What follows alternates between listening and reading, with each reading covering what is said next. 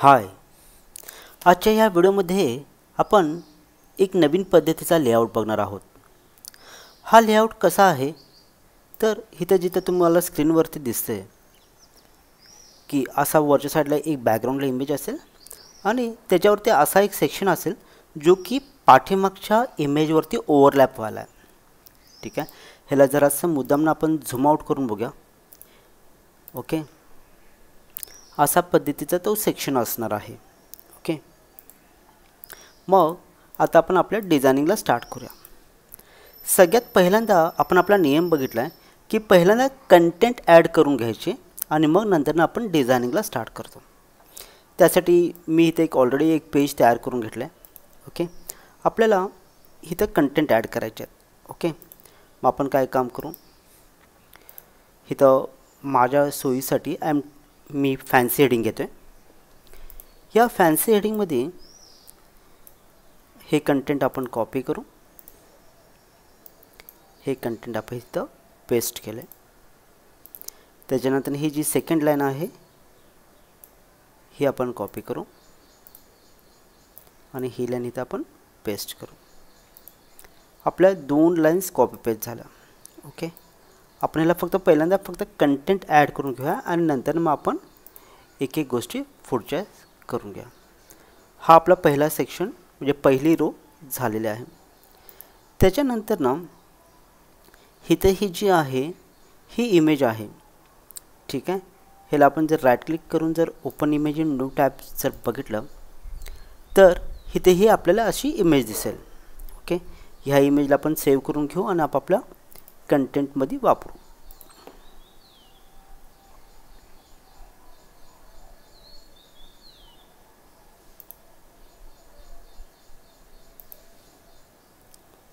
Okay,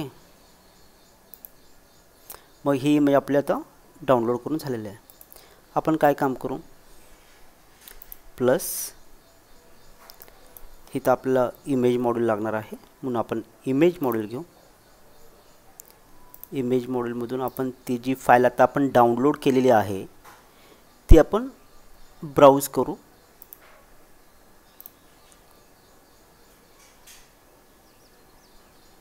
आणि insert करू। आपल्याला कुठल्याही पद्धतीचं लेआउटसाठी आत्ता आपल्याला ट्राय करायचं नाही आहे। आपण ह्या दोन गोष्टी ॲड करून घेतल्या आणि त्याच्यानंतर आता आपल्याला इथे एक बटन पाहिलं आहे।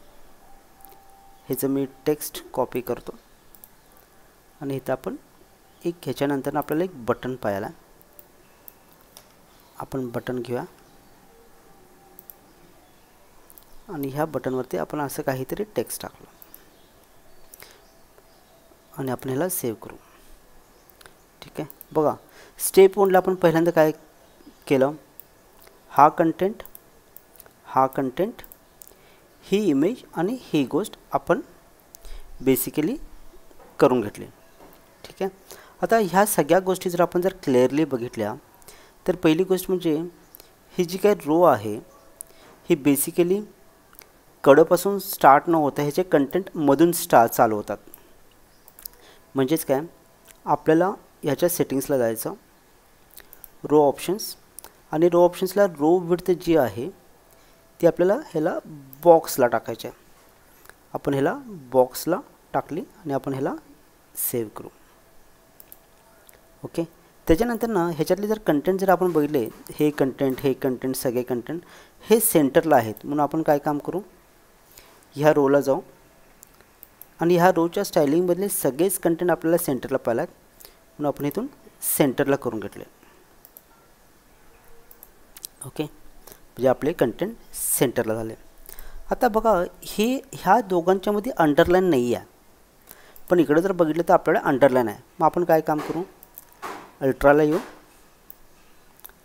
ठीक आहे, ह्याच्यामध्ये डिवायडर ऑन ऑफचं फंक्शनॅलिटी आहे, आपल्याला डिवायडर नको आहे म्हणून ह्याला आपण ऑफ केलं, डन, सेव्ह। म्हणजे आता डिवायडर ऑफ केल्यावरती ह्या दोघांच्यामध्ये जी अंडरलाईन होती ती निघून गेली। ओके, म्हणजे ती गोष्ट आपण केली। ओके, 1 2 आपण इमेज देखील सेंटरला घेतले, पण तरीसुद्धा आपण इथून देखील इमेज एकदा सेंटरला घेऊया, इमेज सेंटर। ओके, म्हणजे ह्या 3 गोष्टी झाल्या. आता बटनचा फक्त आपण कलर चेंज करू. बटनला गेलो आपण जेव्हा जेव्हा बॅकग्राऊंडचा बटनचा कलर चेंज करायचा असतो त्याला आपण बटन लिंकचा बॅकग्राऊंड कलर चेंज करतोय. आपण बॅकग्राऊंडला घेतला. ओके, आणि याच्यावरचं जर टेक्स्ट जर बघितलं आपण इकडं तर ते व्हाईट आहे. म्हणून आपण काय काम करू, याचं जे टेक्स्ट आहे स्टायलिंग लिंक बॅकलिंक बटन लिंकचा बॅकग्राऊंड कलर आणि लिंक आपण ह्याला हे केली. पण हे बटन मोठं आहे म्हणून आपण ह्याला काय काम करू, बटनला जाऊन बटन ॲपियरन्स आणि ह्याला आपण लार्ज करू. Done, save. ओके, इथं पण आपल्या गोष्टी झालेल्या आहेत. हे बटन आणखीन बघितलं तर हे स्क्वेअर आहे म्हणून आपण ह्याला काय काम करायचं आहे, बटन ॲपियरन्स आणि ह्याला इथं स्क्वेअर शेप. ठीक आहे, डन, सेव्ह. आता ही जी बॅकग्राऊंडची इमेज आहे ती आपल्याला टाकायला लागेल. मग आपण काय काम करू, right click, view background image. ही बॅकग्राऊंडची इमेज आपण सेव्ह करून घेऊया.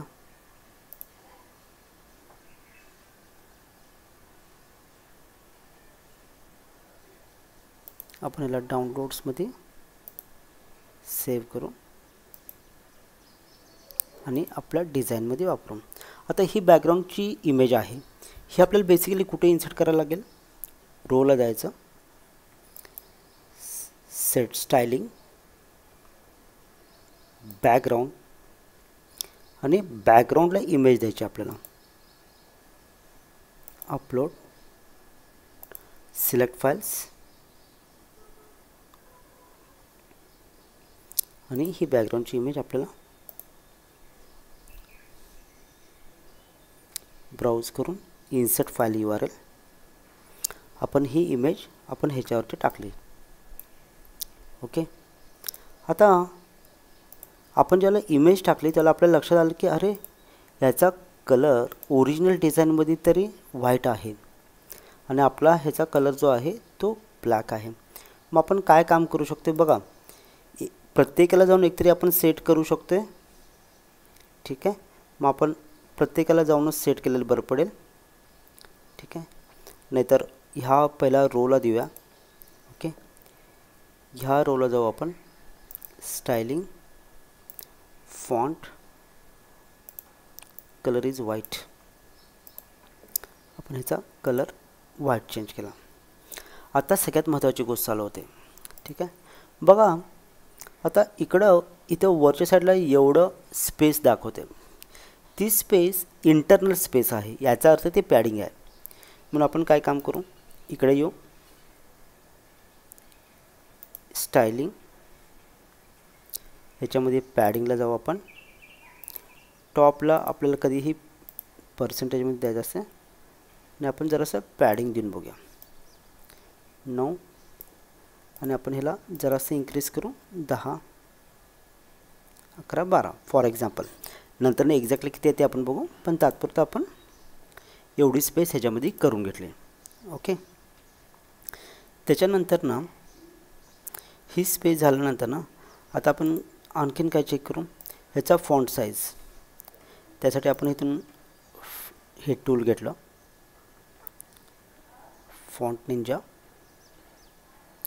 पब्लिक सायन्स थिन 124 आहे साईज. मग आपण ह्याला जाऊ,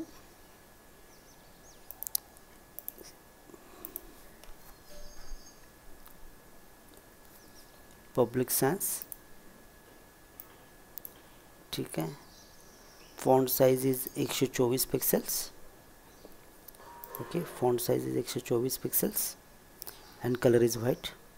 आणि ह्याचा जो फॉन्ट आहे तो प्लेफेअर डिस्प्ले आहे, लक्षात घ्या, प्लेफेअर डिस्प्ले 39 पिक्सेल्स. मग आपण सब हेडिंगला जाऊ,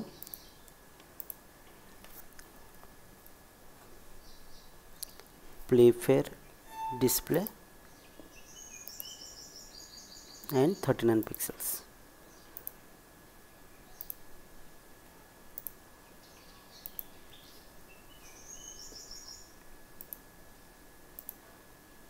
ओके, म्हणजे आता इथला फॉन्ट आणि आपला font on an average same दिसायला लागला. ओके, याला आपण सेव्ह करू. आता जर आपण इथे जर बघितलं तर ह्या बटन नंतर देखील इथे स्पेस आहे. मग आपण काय काम करू, हे बटनच्या नंतर आपल्याला स्पेसिंग द्यायचं आहे. म्हणून आपण ह्याला बेसिकली आणखीन एकदा बघू. ओके, आपण बटन नंतर ह्या बटन मॉड्यूलच्या नंतर आपण इथं स्पेसिंग देऊ.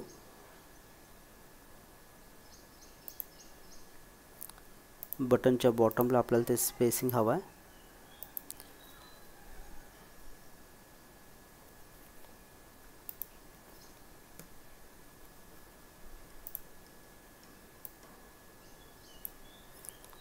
आपण एक साधारण 10 आहे असं आपण ॲज्युम करू फॉर द टाइम बिंग. तर आपण हे 10चं स्पेसिंग टाकून घेतलेलं आहे. ओके, आणि त्याच पद्धतीने इथं वरती देखील आहे. आपण इथं ह्यालाच मार्जिनला टॉपला देखील एक आपण ऑन अन ॲव्हरेज एक 3चं मार्जिन देऊ. म्हणजे ऑन अन ॲव्हरेज आपल्या गोष्टी बऱ्यापैकी सेम दिसायलात. अजून आपल्याला ह्याच्यामध्ये मॉडिफिकेशन्स करायचे आहेत. आता सगळ्यात महत्त्वाची गोष्ट जी आहे त्या हा सेक्शन आहे. ओके, मग बघा आता आपल्याला काय काम करायला लागेल. याच्यानंतर ह्याला मी एकदम मुद्दामनं सेव्ह करतो. आपण ह्याला क्लोज करू. ओके, पुन्हा एकदा बिल्डर ऑन करू. असं सेव्ह करून क्लोज करून कधी कधी मुद्दामनं आपल्याला करायला लागतं.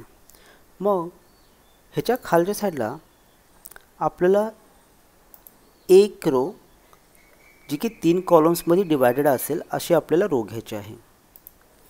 मग एक रो 1 कॉलम, एक रो 2 कॉलम, एक रो 3 कॉलम आपण याच्यामध्ये त्याला घेतलं आणि इथं आपण त्याला सोडलं. म्हणजे इथं एक रो आपली 3 कॉलममधली आलेली आहे. आता आपल्याला कॉन्टॅक्ट्स आणि हे नंबर्स घ्यायचे आहेत. आपण काय काम करू, ह्याच्या आतमध्ये एक टेक्स्ट मॉडेल घेऊ. इथं लिहितो मी कॉन्टॅक्ट्स. ह्याला आपण H3 देऊ, H3 टॅग H3. आणि त्याच्यानंतर हे जे काय 2 गोष्टी आहेत ह्याला आपण कॉपी पेस्ट करू. ओके, ह्या 2 गोष्टी आपण कॉपी पेस्ट केला. इन द सेम वे इथल्या पण गोष्टी आपण कॉपी पेस्ट करूया. कॉपी आणि इथं टेक्स्ट मॉड्यूल घेऊन पेस्ट. आता इथे जर बघितलं तर हे H3 आहे, लक्षात घ्या. आणि हे सिंपल टेक्स्ट आहे आपलं, सिंपल. ठीक आहे, ह्याला ठीक आहे. आपण ह्याला इवन क्लिअर फॉर्मॅटिंग जरी करून पेस्ट केलं तरी चालते. Let me show it to you one more time. Paste as plain text. ठीक आहे, मग ह्याला आपण H3 करू. ठीक आहे, आणि नंतर ह्याला नॉर्मल पॅराग्राफ करू.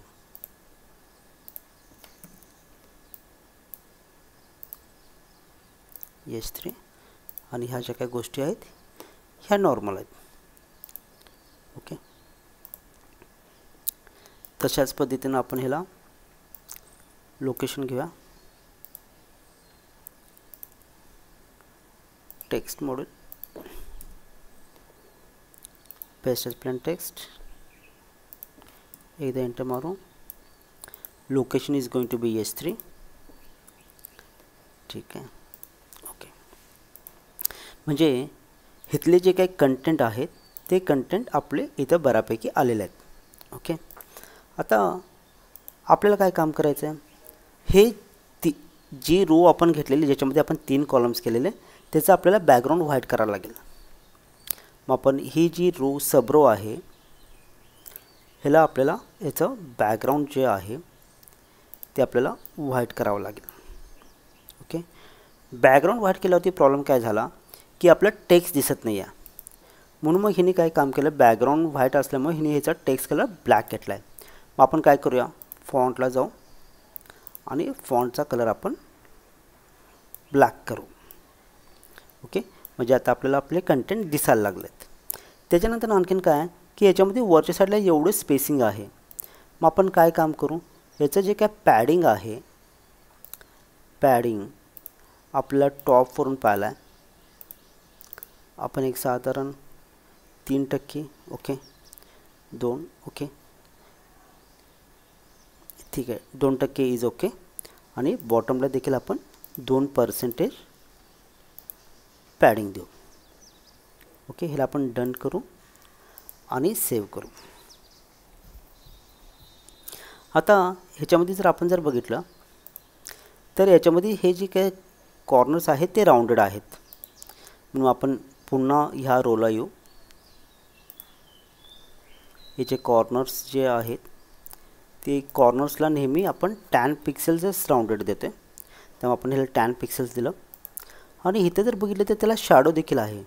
ठीक आहे, मग आपण ह्याला शॅडो देऊया 0, 5, 15. इथं ब्लॅक आणि इथं ओपॅसिटी इज 0.1. ठीक आहे, अशा पद्धतीने आपण ह्याला बॉक्सला कंटेंट्स दिले. ओके, आता सगळ्यात महत्त्वाचा पार्ट येतो आहे. महत्त्वाचा पार्ट काय येतो आहे की हे बघा, इथं ही इमेज ह्याच्यावरती आहे, म्हणजे इमेजच्या वरती बॉक्स आहे. आपलं काय झालं आहे की आपल्या इमेजच्या वरती आहे, हा पार्शली नाही आहे. मग आपल्याला आता करायला काय लागेल बघा, आपण इथं सबरोला गेलो. सबरोला जाऊन इथं मार्जिन ऑप्शन आहे. इथं समजा मी इथं 90 पिक्सेल्स टॉप दिलं तर इथं आपल्याला -90 पिक्सेल्स द्यायचं आहे.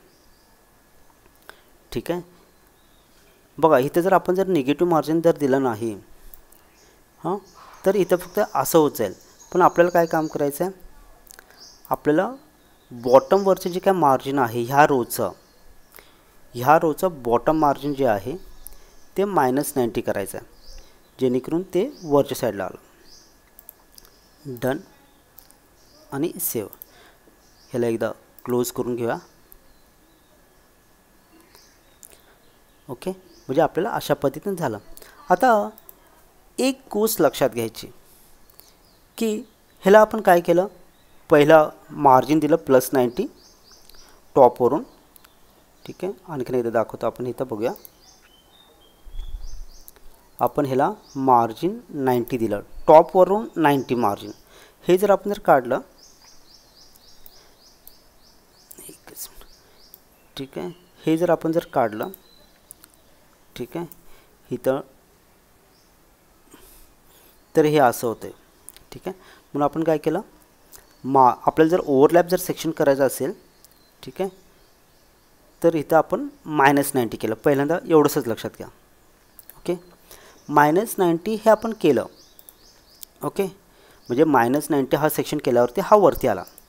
आता तिथं +90 का केलं हा प्रश्नाचं उत्तर सांगतो. समजा ह्या रो नंतरनं मी एखादी कुठली पण रो घेतली, ठीक आहे, तर ती ह्याला ओव्हरलॅप व्हायला आहे.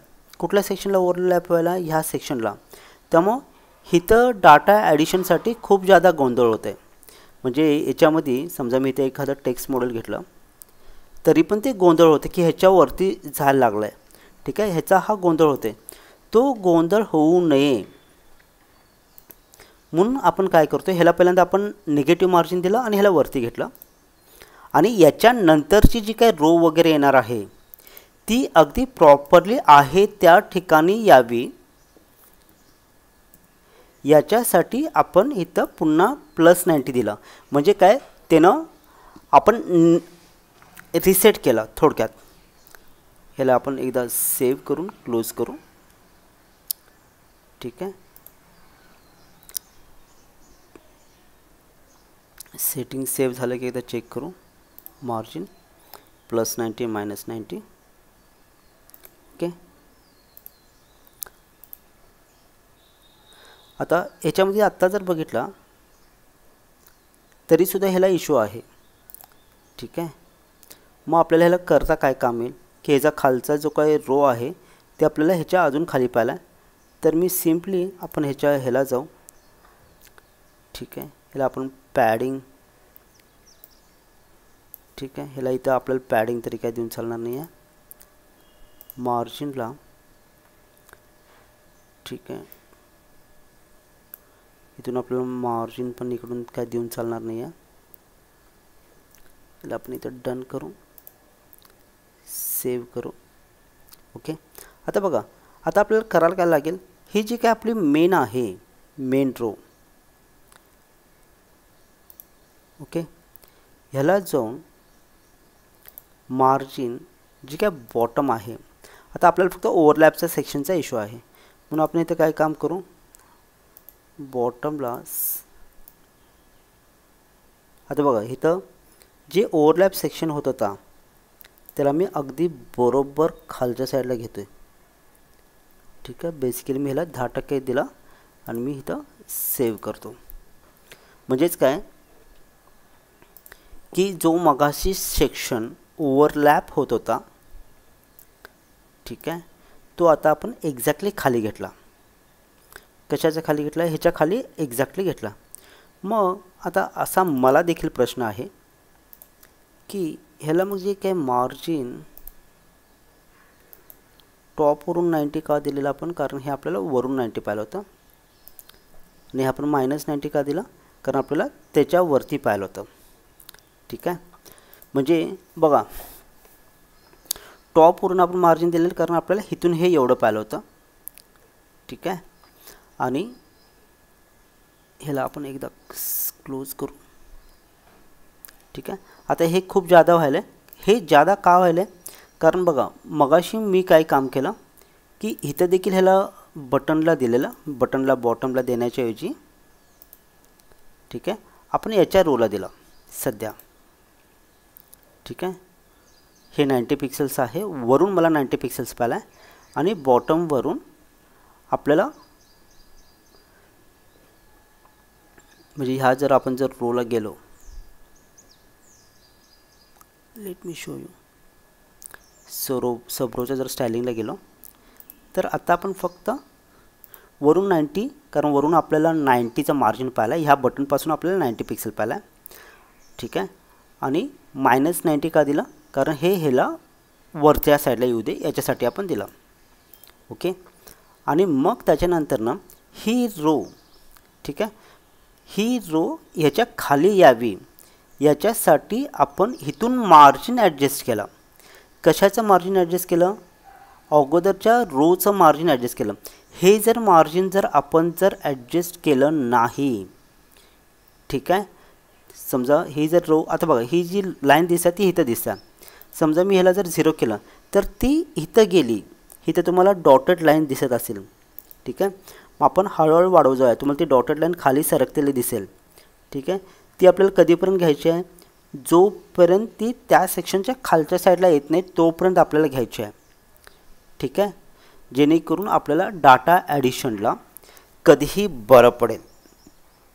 त्यामुळे जर कधी जर सेक्शन जर ओव्हरलॅप होत असतील तर आपल्याला ही गोष्ट लक्षात घ्यायची आहे की आपल्याला काहीतरी करून खालचा सेक्शन ओव्हरलॅप होणार नाही याची दक्षता घ्यायची आहे.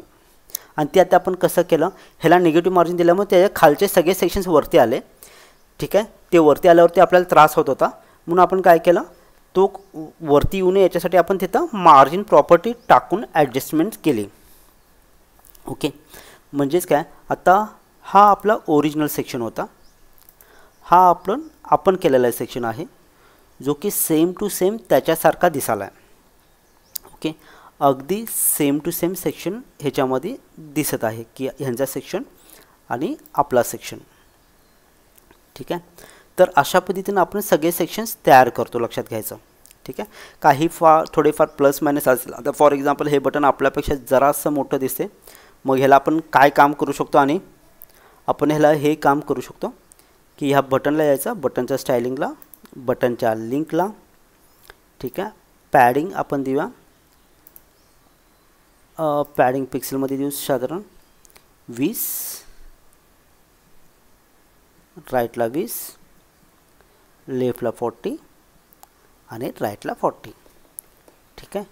म्हणजे हे बटन आता जरासं त्यांच्यासारखं वाटायला लागलं, ठीक आहे. आणि ह्याला ह्यांचा फॉन्ट जो आहे तो माझ्या अंदाजानं तिने त्याला बोल्ड केलं आहे, तेव्हा आपण ह्याला फॉन्टला बोल्ड करूया. ओके. आता ह्या सगळ्या सेक्शनमध्ये जर आपल्याला जर नवीन काय शिकायला मिळालं असेल असं जर मला कोण जर विचारलं, तर पहिली गोष्ट म्हणजे इथं आपण पॅडिंग टाकला, ही गोष्ट नवीन होती. त्याच्यानंतर ह्या सेक्शन आपण क्रिएट केला, ह्याला वरच्या साईडला स्पेसिंग दिली ॲज युजल, आणि खालून ह्याला वरती घ्यायचं आहे म्हणून ह्याला आपण -90 दिला, जेवढा वरती पाहिला आपल्याला तेवढा.